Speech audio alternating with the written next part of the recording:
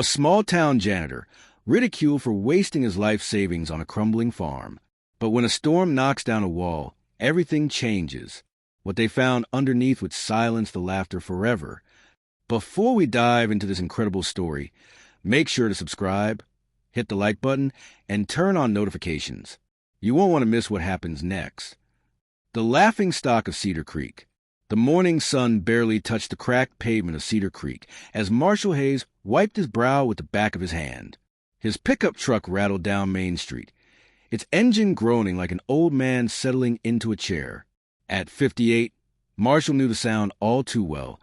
His knees made it every time he stood up after mopping the high school floors. The diner's bell jingled as he stepped inside, the smell of burnt coffee and bacon wrapping around him. A few heads turned. Then the whisper started. There he is, the man who threw his life away on that dump. Marshall kept his eyes down, sliding onto a stool at the counter.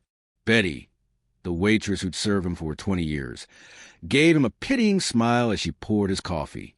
You sure you know what you're doing, Marsh? He stirred in 2 sugars, just like always.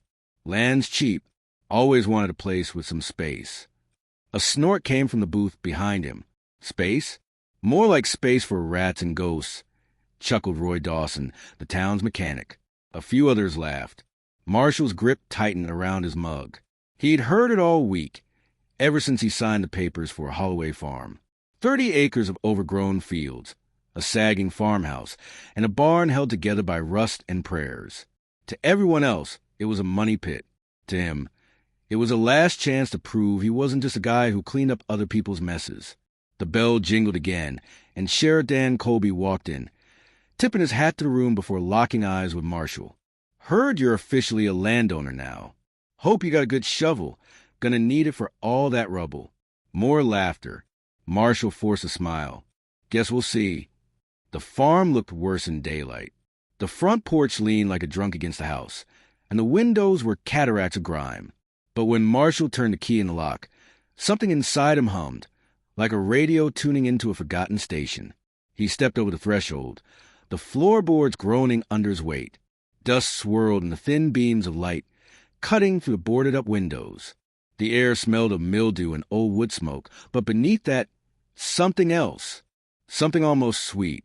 His mother's voice flickered in his memory. Land remembers, Marshall, even when people don't. She'd grown up on a farm before the bank took it, before his father left. Before life turned into a series of before and afters. He ran a hand along the peeling wallpaper. This place didn't have to be pretty. It just had to be his.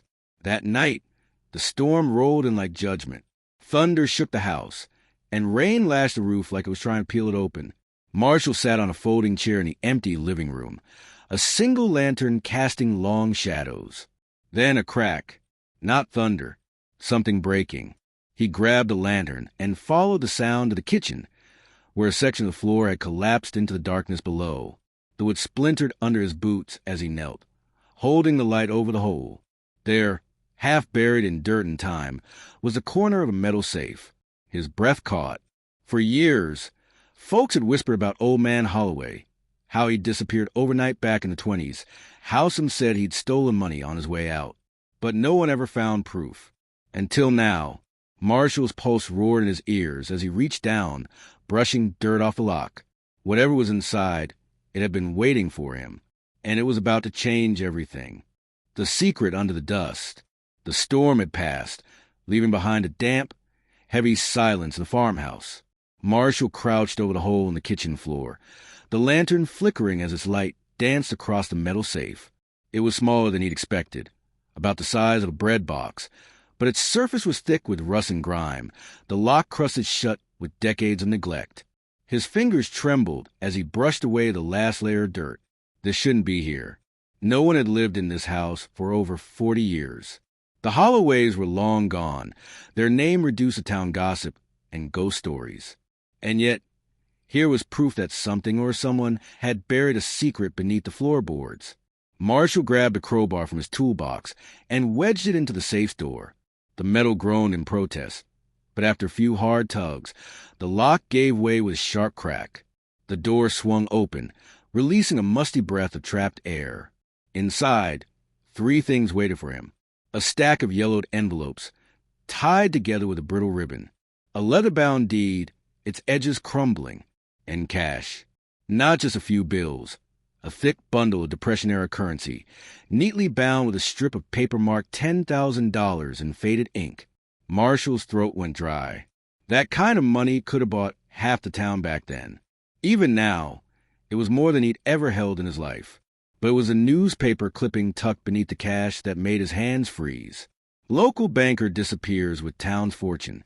Cedar Creek Gazette, June 14th, 1923. The article was brief, but the accusation was clear. Silas Holloway, the last owner of this farm, had emptied the town's bank vault and vanished overnight. Dozens of families lost their savings. The Holloway name had been cursed ever since. Marshall's stomach twisted. He'd heard the stories growing up, how the Holloways were thieves, how they'd gotten what they deserved when the farm fell into ruin. But if Silas had stolen the money, why was it still here, locked under the floor? He reached for the envelopes, carefully untying the ribbon. The first letter was addressed to "My dearest Eleanor," dated just 2 days before the newspaper article. If you're reading this, I am gone, but not for the reasons they will say. The money is safe. Hide it. Tell no one. One day, the truth will come out, and our name will be clean again. The signature at the bottom was shaky, desperate. Silas. Marshall's pulse hammered in his ears. This wasn't a thief's confession. It was a plea from a man who knew he was about to be framed. A floorboard creaked behind him. Marshall spun around, clutching the letter. The house was empty, had to be, but for a split second, he could have sworn he heard footsteps. Then, from outside, the unmistakable crunch of gravel under tires. Someone was here. Sheriff Dan Colby's patrol car idled in the driveway, headlights cutting through the pre-dawn gloom. Marshall barely had time to shove the safe's contents under a loose floorboard before the sheriff's shadow filled the doorway. "Morning, Marsh." Colby's voice was easy, but his eyes flicked around the room like he was inventorying the place. "Heard the storm knocked out a few trees last night. Just checking on the new homeowner." Marshall forced a smile, stepping between the sheriff and the hole in the floor. "Appreciate it. Place held up fine." Colby nodded, thumbs hooked in his belt. "Funny thing, got a call from Roy Dawson this morning. Said he saw lights out here late last night. Thought maybe squatters had moved in." Marshall's skin prickled. Roy had been at the diner when he bought the place. Had he followed him? "Just me," Marshall said. "Had some cleaning up to do." The sheriff's gaze lingered a beat too long before he tipped his hat. "Well, you need anything, you know where to find me." As the patrol car pulled away, Marshall exhaled. That was too close. But the sheriff's visit wasn't just neighborly concern. He knew, or at least he suspected. Marshall waited until the taillights disappeared before yanking up the floorboard. The money, the letters, the deed, they were all proof of something bigger than he'd imagined.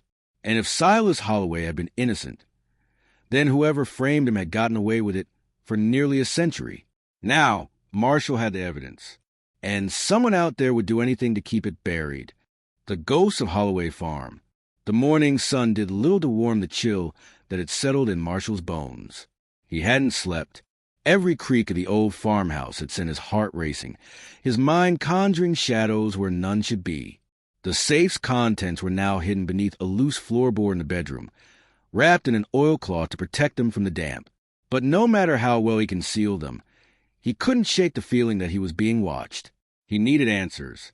The Cedar Creek Public Library was a squat brick building on the edge of town, its musty interior smelling of aging paper and wood polish.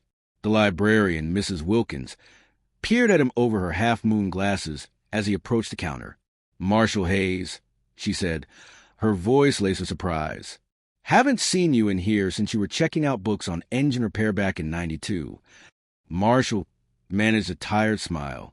"Need to look up some old newspapers. From the 1920s, if you've got Mrs. Wilkins' eyebrows shot up. "That's quite the deep dive. Anything specific? Just local history." He kept his tone casual, but the way her eyes narrowed told him she wasn't fooled. Still, she led him to a back room where microfilm reels were stored in dusty boxes. "The Gazette's archives are all here," she said, gesturing to a machine in the corner. "You need help working the viewer?" "I'll manage." She hesitated, then lowered her voice. "You're looking into the holloways, aren't you?" Marshall's finger stilled on the box he'd just opened. Mrs. Wilkins sighed. "Small towns never forget, Marshall. Be careful what you dig up." Then she left him alone with the ghosts.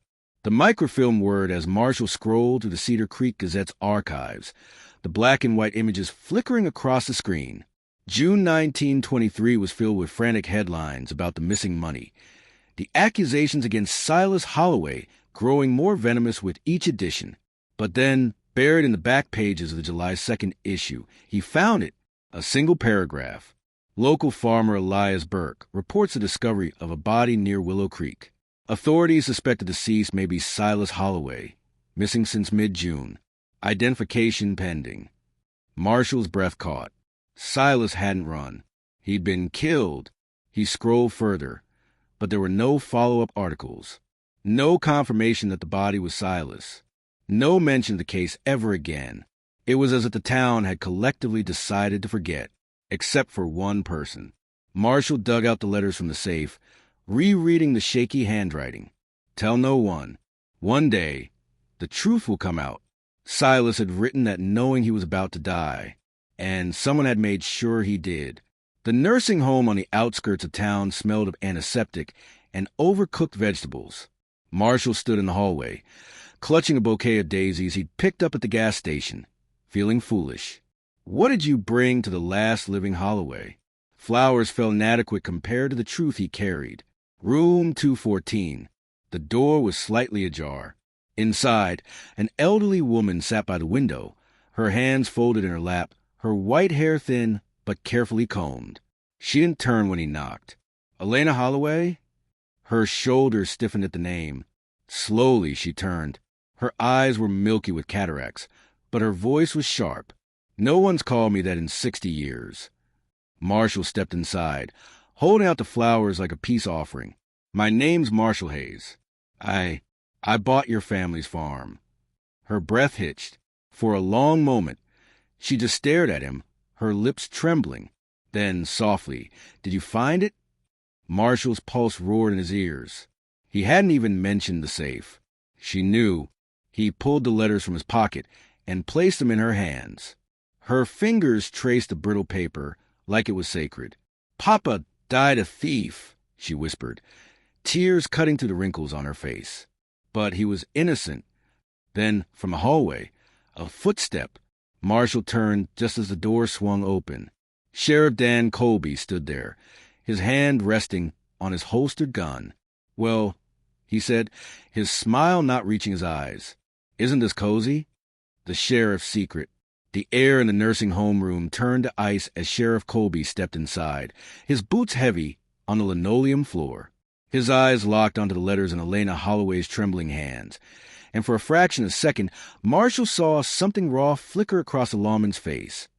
Not just suspicion, but fear. "Visiting hours ended an hour ago, Marshall," Colby said, his voice too calm. "Didn't see your truck outside." Marshall's muscles tensed. He'd parked behind the building for a reason. "Just bringing some flowers," he said, nodding toward the forgotten daisies on the bedside table. Elena's grip on the letters tightened. "Dan Colby," she said, her voice suddenly strong. "You look just like your grandfather." The sheriff's jaw twitched. "Ma'am." A silence stretched between them, thick with unspoken accusations. Marshall had seen that look before, on men cornered by debts or bad decisions. The sheriff wasn't just investigating. He was protecting something. Colby finally broke eye contact with Elena and turned to Marshall. "Need to talk to you outside." It wasn't a request. The nursing home's parking lot was empty except for Colby's cruiser, its engine still running. The sheriff leaned against the hood, arms crossed. "What exactly are you doing with Elena Burke?" "Burke?" Marshall frowned. "Her name's Holloway. Not since she married Elias Burke's son in 58. Colby's smile didn't reach his eyes. "Funny how you didn't know that, considering how deep you're digging into her family history." A cold realization slithered down Marshall's spine. Elias Burke was a farmer who'd supposedly found Silas Holloway's body. And now the sheriff was telling him Elena had married into that family? You knew I'd come here, Marshall said slowly. You've been watching me since I found that safe. Colby's posture shifted almost imperceptibly, a hunter sensing his prey catching on. Let's say I have a professional interest in historical artifacts turning up unexpectedly. He pushed off the hood and stepped closer. Where is it, Marshall? The money? So that's what this was about. Not justice. Not the truth. The money. Marshall forced a laugh. You think after all these years, that cash would still be good? Gold doesn't expire. The words hung between them like a gunshot echo. Marshall hadn't found any gold, but the sheriff clearly expected him to. Colby must have seen the confusion on his face. His expression darkened. You really don't know, do you? This isn't some noble quest for you. He shook his head, almost disappointed. Silas didn't just take paper money. He stole the Cedar Creek Gold Exchange. Every ounce of gold deposited for safekeeping after the war, worth millions today. Marshall's mind raced. The safe had only held letters and cash. If there was gold, it wasn't on the farmhouse floor, unless the deed. The crumbling leather document he'd barely glanced at. Colby was still talking. Here's what's going to happen. You're going to hand over whatever you found. And in return, I won't arrest you for theft of historical property. Marshall almost laughed. You think I'm scared of you? The sheriff's smile turned predatory. He reached into his cruiser and pulled out a folded newspaper. Today's Cedar Creek Gazette. The headline screamed, "Local man suspicious purchase of abandoned property raises questions." The article didn't outright accuse Marshall of anything, but the implication was clear. A broke janitor suddenly buying land? People would talk. Small towns have long memories, Colby said softly. And right now, yours is looking an awful lot like Silas Holloway's. Back at the farmhouse, Marshall tore through the oilcloth bundle until he found the deed. In the dim lantern light, he nearly missed it. A faint sketch on the back, barely visible beneath the stains of age. A map, not of the farm, but of the surrounding land, with a single X marked near what looked like the old willow tree by the creek, where Silas Holloway's body was found. The shadow in the attic. Marshall's breath caught in his throat as the creaking footsteps moved across the ceiling directly above him. He quickly folded the deed and shoved it into his pocket, then grabbed the fireplace poker beside the wood stove. The metal felt cold and heavy in his grip. Upstairs, a floorboard grown underweight. Someone was definitely inside the house. He considered bolting out the back door, but the sheriff might still be watching the property. Besides, if someone was searching his home, they knew something about the gold, and that made them dangerous, not just to him, but to Elena. Marshall moved silently toward the staircase, each step calculated to avoid the boards he knew would squeak. The old farmhouse seemed to hold its breath with him. Halfway up, a shadow shifted in the hallway above. You might as well come out, Marshall called, tightening his grip on the poker. Sheriff already tried his threats. You'll have to do better. A pause. Then a woman's voice answered. I'm not here for the sheriff. The figure stepped into view at the top of the stairs, backlit by the attic window. Tall, with wild auburn hair escaping from a messy braid. In her hands wasn't a weapon, but a stack of yellowed papers. Marshall squinted. Lena? Lena Burke, the high school history teacher, and, if he remembered right, Elena Holloway's granddaughter. She looked nothing like the polished educator he'd seen at parent-teacher conferences. Dirt smudged her jeans, and dust clung to her sweater, like she'd been crawling through the farmhouse's bones. She held up the papers. You found the safe, didn't you? The attic was a time capsule. Lena had dragged an old trunk beneath the single hanging bulb, its contents spread out like evidence at a trial. Photographs, ledger books, a rusted revolver. My grandmother called me last night, Lena said, picking up a photo of a stern-faced man standing beside a much younger Elena. She said you'd come. Said the truth was finally coming out. Marshall picked up a ledger. The faded label read Cedar Creek Gold Exchange. Deposits 1918-1923. Page after page of entries, all signed by the same man. Franklin Colby, the sheriff's grandfather. The gold wasn't stolen by Silas Holloway, Lena said quietly. It was never in the bank to begin with. Franklin Colby falsified these records. He was skimming deposits for years. Marshall's mind reeled. Then why frame Silas? Lena pulled a brittle newspaper, clipping from the trunk. A Society page photo showed Franklin Colby and Elias Burke shaking hands at some long-ago town event, because my great-grandfather Elias wasn't on it. And when Silas discovered their scheme, she trailed off, nodding to the revolver. A sick understanding settled over Marshall. The sheriff wasn't just protecting his family's reputation. He was protecting a fortune, one that never left Cedar Creek. But why now? Marshall asked. After all these years, Lena's fingers brushed the deed in his pocket. Because land records went digital last month. For the first time in a century, anyone could trace who really owns Willow Creek. She met his eyes, where the gold is buried. They barely heard the car pull up outside. It was the dogs that warned them. 2 hounds baying like the devil was at the door. Lena lunged to the attic window, peering through the grime. Roy Dawson's truck.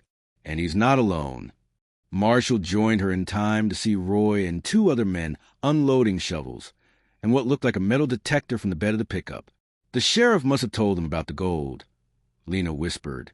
Marshall's stomach dropped. Roy had been at the diner when he bought the farm, had likely followed him that first night, and now he brought friends. A loud crash came from downstairs, the front door being kicked in. "Think the janitor's home?" One of the men laughed. Lena grabbed Marshall's arm. "There's another way out." She yanked open a narrow door in the attic wall, a servant's staircase leading down to the kitchen. As they slipped into the passage, Marshall heard Roy's voice boom through the house. "Tear this place apart. That gold belongs to the people Colby and Holloway stole from. The lie had survived 100 years, and now it might get them killed. Blood in the cornfields." The stalks of dead corn lashed at Marshall's face as he ran, their dry leaves whispering like accusing voices. Lena was a shadow ahead of him, her braids snagging on the brittle plants as she led them deeper into the field. Behind them, flashlight beams cut to the darkness. Roy and his men were gaining ground. "Where are we going?" Marshall hissed, clutching the ledger to his chest. The ancient paper smelled of mildew and old secrets. Lena didn't slow down. Burke family hunting cabin, half-mile north. A gunshot cracked through the night. Marshall instinctively ducked, though the bullet went wide, tearing through cornstalks to their left. His pulse hammered in his throat. This wasn't just about gold anymore. They were willing to kill to protect the lie. Another shot, closer this time. Lena suddenly veered right, pulling Marshall down into a drainage ditch half full of muddy water. The icy liquid soaked through his jeans as they pressed against the bank. Listening to the crashing footsteps pass by. "Thought you Burkes were on their side," Marshall whispered, watching Lena's face in the moonlight. Her jaw tightened. "My grandfather married into conspiracy. My father tried to expose it." She tapped the ledger. "That's why he hid these in the attic, before he accidentally drowned in Willow Creek." The implication hung between them. Marshall had known Cedar Creek was a town of secrets, but this was a rot that went to foundation. A shout echoed from the field. "Check the ditch." Lena grabbed Marshall's sleeve. "Run." The hunting cabin looked like it hadn't been used in decades. The wooden steps sagged under their weight, and the porch groaned ominously as Lena fumbled with a key hidden under a loose floorboard. Inside, the air was thick with the scent of mothballs and gun oil.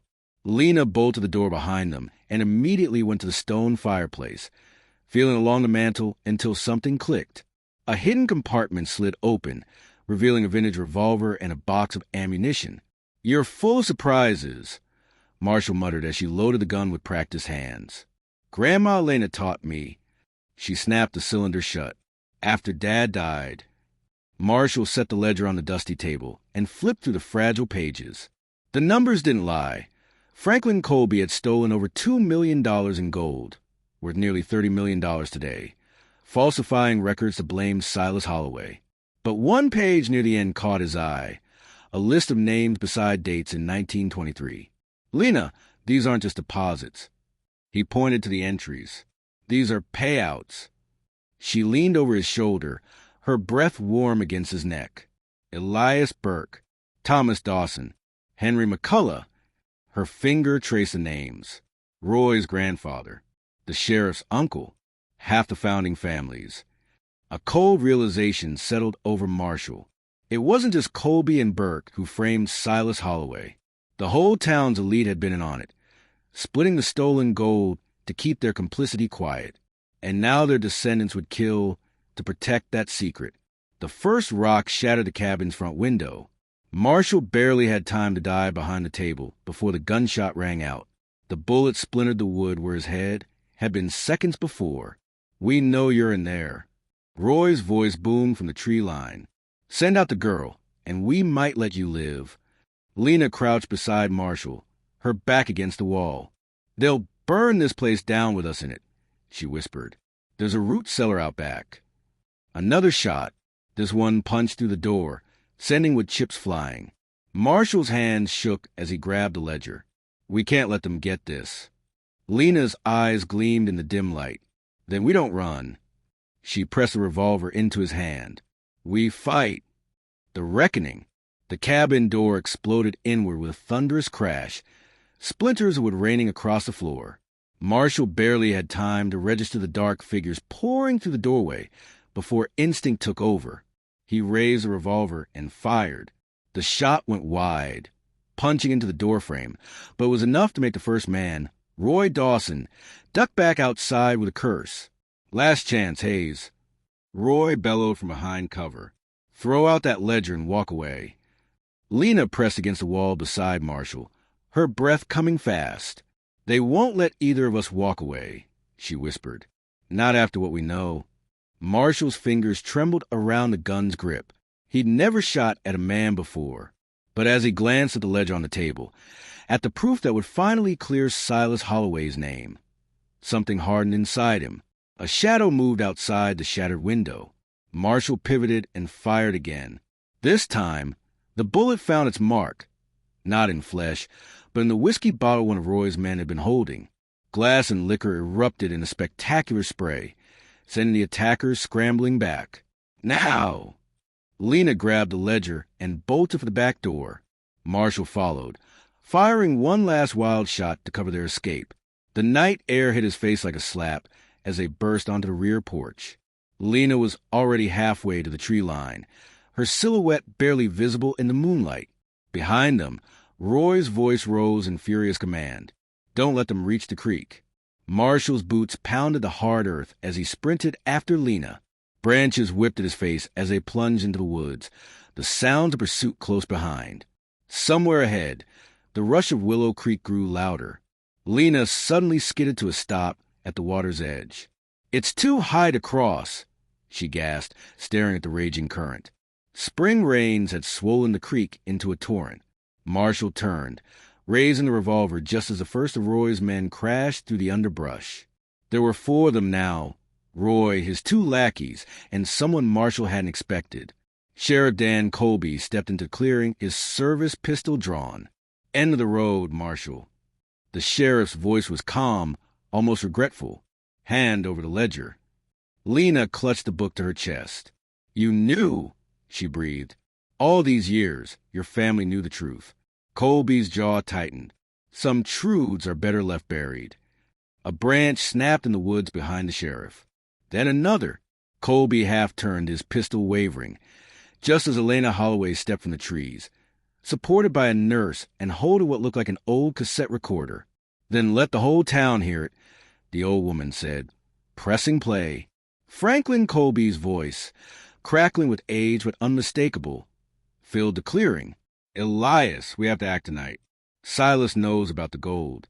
If he talks..." The sheriff's face went pale. "Where did you get that?" Elena's smile was bitter. "My husband hid it in my music box the day he died, for safekeeping." For a heartbeat, no one moved. Then Roy Dawson made his choice. He raised his rifle. Marshall fired first. The bullet struck Roy in the shoulder, spinning him around with a howl of pain. In the chaos that followed, 2 things happened at once. The sheriff tackled Marshall into the dirt, and Lena dove into the raging creek, the ledger held high above the water. as Marshall struggled beneath Colby's weight. He saw Lena disappear into the darkness downstream. Then the sheriff's pistol but came crashing down, and the world went black. The jailhouse confession. Marshall came to with a pounding headache and the metallic taste of blood in his mouth. The concrete cell reeked of bleach and stale sweat. Through the bars, he could see Sheriff Colby sitting at his desk, staring at an old photograph in his hands. The cassette recorder sat between them, silent now, but still humming with damning potential. "You gonna charge me?"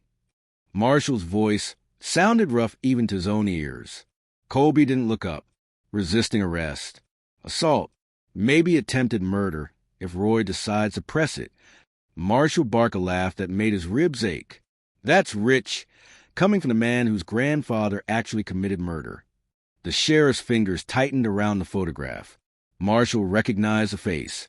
Franklin Colby, standing proudly in front of the Cedar Creek bank, his pocket watch chain gleaming. The same watch Dan Colby now wore every damn day. "Did you know?" Marshall pressed. "Before today, did you know what he did?" The silence stretched so long Marshall thought he wouldn't answer. Then, "I was 12 when my father gave me that watch." Colby's voice was hollow. "Told me it was a Colby tradition, passed down through generations of honorable men." He finally looked up, his eyes bloodshot. "The tape was in my father's safe. I found it after he died." The confession hit Marshall like a punch. All these years, the sheriff had known, had chosen to protect the lie rather than face the truth. Outside, the town clock struck midnight. Colby stood abruptly, the chair scraping against the floor. "Lena Burke won't get far. Every deputy between here and the county line is looking for her." Marshall forced himself to stand despite the dizziness. "Why are you telling me this?" The sheriff's hand hovered over his holster. "Because in 1 hour, I'm driving you to the county jail, and that stretch of highway near Willow Creek. It's dangerous this time of night. Accidents happen." The unspoken threat hung between them. Marshall's mouth went dry. Colby turned toward the door, then paused. "For what it's worth, I always respected you, Marshall. You deserve better than this town ever gave you." Then he was gone, leaving Marshall alone with the ticking clock and a terrible choice: wait for death or find a way to warn Lena. The cell block was empty except for an ancient radiator hissing in the corner. Marshall tested the bars, knowing it was hopeless, when a shadow moved near the booking desk. Mrs. Wilkins, the librarian, stepped into view, her keys jingling. "Elena called me," she whispered, fitting a key into the lock. "Said you'd need this." She pressed a folded map into his hand, the one from the Holloway deed, now with fresh markings near Willow Creek. Marshall stared at her. "Why are you helping me?" Her smile was sad. "Because my grandmother was a Holloway, too, and some of us have been waiting a long time for justice." The cell door creaked open. The sheriff's personal truck was parked out back, the keys still in ignition. Marshall hesitated only a second before climbing in. As the engine roared to life, he unfolded the map fully. There, circled in red, was a spot upriver from where Silas's body had been found, and written beside it in Lena's hurried script: "Gold doesn't matter. The truth does. Meet me here, L." Marshall pressed the accelerator, the truck lurching forward into the night. Behind him, the jailhouse lights flickered on. He had maybe 10 minutes before Colby realized he was gone. 10 minutes to reach Lena. 10 minutes to end this. The jailhouse confession. Marshall came to with a pounding headache and the metallic taste of blood in his mouth. The concrete cell reeked of bleach and stale sweat. Through the bars, he could see Sheriff Colby sitting at his desk, staring at an old photograph in his hands. The cassette recorder sat between them, silent now, but still humming with damning potential. "You gonna charge me?" Marshall's voice sounded rough even to his own ears. Colby didn't look up, resisting arrest. Assault, maybe attempted murder, if Roy decides to press it. Marshall barked a laugh that made his ribs ache. That's rich, coming from the man whose grandfather actually committed murder. The sheriff's fingers tightened around the photograph. Marshall recognized the face. Franklin Colby, standing proudly in front of the Cedar Creek Bank, his pocket watch chain gleaming. The same watch Dan Colby now wore every damn day. "Did you know?" Marshall pressed. "Before today, did you know what he did?" The silence stretched so long Marshall thought he wouldn't answer. Then, "I was 12 when my father gave me that watch." Colby's voice was hollow. "Told me it was a Colby tradition, passed down through generations of honorable men." He finally looked up, his eyes bloodshot. "The tape was in my father's safe. I found it after he died." The confession hit Marshall like a punch. All these years, the sheriff had known, had chosen to protect the lie rather than face the truth. Outside, the town clock struck midnight. Colby stood abruptly, the chair scraping against the floor. Lena Burke won't get far. Every deputy between here and the county line is looking for her. Marshall forced himself to stand despite the dizziness. "Why are you telling me this?" The sheriff's hand hovered over his holster. "Because in 1 hour, I'm driving you to the county jail. And that stretch of highway near Willow Creek. It's dangerous this time of night. Accidents happen." The unspoken threat hung between them. Marshall's mouth went dry. Colby turned toward the door, then paused. "For what it's worth, I always respected you, Marshall. You deserve better than this town ever gave you." Then he was gone, leaving Marshall alone with the ticking clock and a terrible choice: wait for death or find a way to warn Lena. The cell block was empty except for an ancient radiator hissing in the corner. Marshall tested the bars, knowing it was hopeless, when a shadow moved near the booking desk. Mrs. Wilkins, the librarian, stepped into view, her keys jingling. "Elena called me," she whispered, fitting a key into the lock. "Said you'd need this." She pressed a folded map into his hand, the one from the Holloway deed, now with fresh markings near Willow Creek. Marshall stared at her. "Why are you helping me?" Her smile was sad. "Because my grandmother was a Holloway, too, and some of us have been waiting a long time for justice." The cell door creaked open. The sheriff's personal truck was parked out back, the keys still in ignition. Marshall hesitated only a second before climbing in. As the engine roared to life, he unfolded the map fully. There, circled in red, was a spot upriver from where Silas's body had been found. And written beside it, in Lena's hurried script, "Gold doesn't matter. The truth does. Meet me here, L." Marshall pressed the accelerator, the truck lurching forward into the night. Behind him, the jailhouse lights flickered on. He had maybe 10 minutes before Colby realized he was gone. 10 minutes to reach Lena. 10 minutes to end this. A new foundation. The morning sun painted Holloway Farm in golden light as Marshall unrolled the blueprints across the weathered kitchen table. The farmhouse still bore the scars of its past, water stains on the ceiling, the lingering scent of old wood smoke on the walls. But for the first time in a century, the weight of secrets had lifted. Lena traced the plans with her finger, her broken arm now in a sling. "You're really going through with this? A community center?" Marshall nodded, tapping the design for the greenhouse addition.